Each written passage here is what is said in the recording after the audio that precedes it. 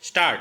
Now I find that other honorable members who do not happen to be lawyers keep on advancing such attractive arguments that we get charmed and we keep on listening. Stop.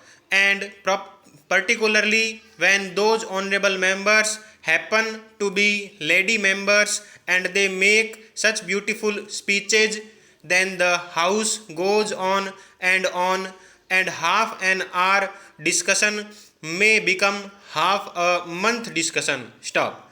So what I was saying was I got these figures worked out and I found that by applying this yardstick of 650 cases per judge, the following is the requirement. Stop. We know that in these high courts, so many cases were instituted in 1986. Stop. Therefore, if you apply the yardstick of 650, what would be the normal strength which would be able to cope with as many cases which are being instituted every day as would get disposed of the same day, so that arrears would not go on increasing. Stop.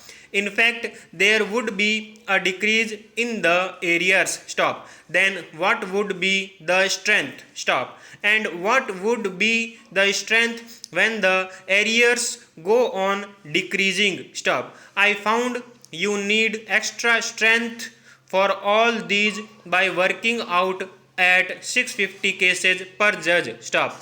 Take for instance the Karnataka High Court. Stop. The sanctioned strength is 14 permanent and 3 additional. The total sanctioned strength is 17. Stop. Paragraph.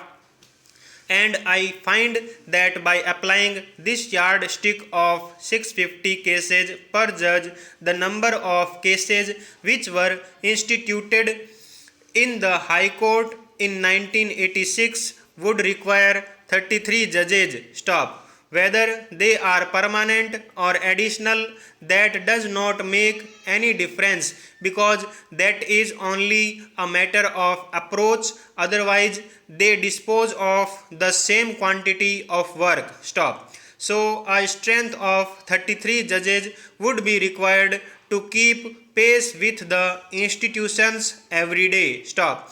If you want to liquidate the arrears, first of all, the strength of 17 must be raised to 33. Stop. Moreover, you will have to have some extra strength in order to clear the backlog. Stop. It is a question of calculation.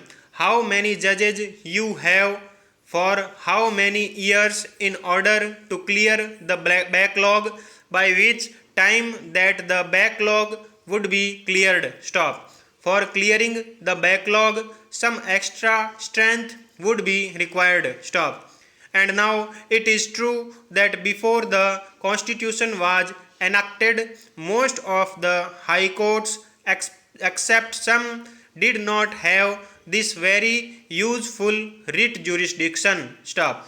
At that time, whatever the government did was final because so many acts were passed with the result, right or wrong, whatever the government did or said became final. Stop.